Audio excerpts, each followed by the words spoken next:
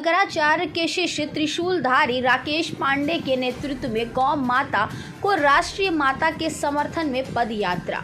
बता दें कि गौ माता को राष्ट्रीय माता घोषित करने व गौकाशी बंद करवाने हेतु वृंदावन से दिल्ली तक 15 दिवसीय नंगे पांव पदयात्रा कर रहे शंकराचार्य अभिमुक्तेश्वरानंद महाराज के आह्वान पर आज शंकराचार्य के शिष्य त्रिशूलधारी राकेश पांडे के नेतृत्व में स्थानीय निवासियों द्वारा रामनगर चौक से मच्छर हट्टा तक पदयात्रा निकाली गई। पदयात्रा में लोग हाथों में गौ माता को राष्ट्रीय माता के समर्थन में तख्ती लिए व गौ माता की जयकार करते हुए पदयात्रा में शामिल हुए।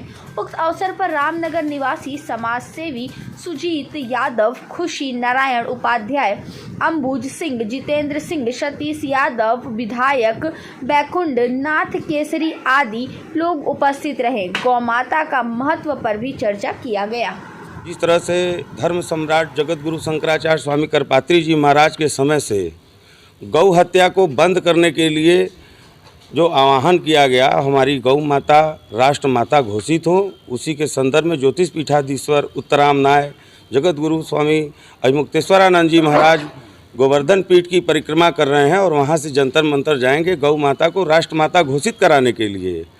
हमारे देश में 800 वर्ष मुगल शासन किए, 200 वर्ष अंग्रेज शासन किए, 60 से 65 साल कांग्रेस शासन की, और अब हम लोग को बहुत गर्व महसूस हुआ कि हमारे यहाँ हिंदुत्व की सरकार बनी है और सनातन धर्म की बात हो रही है। और हमारे वेद लक्षणा गाय, जो गाय हमारी पृथ्वी माता के समान है, तो हम लोग ये चाहते हैं कि गौ हत्या हमारे देश में पूर्णतः बंद हो जाए।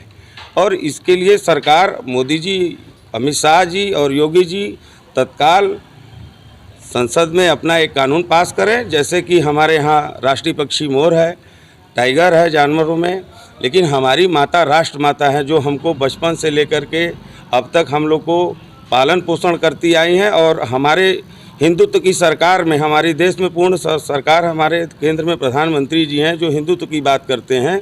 हम लोग हमारे गुरु जी कह रहे हैं कि आप गौ माता को राष्ट्र माता जल्द से जल्द घोषित कीजिए। यही हम लोग का उद्देश्य है।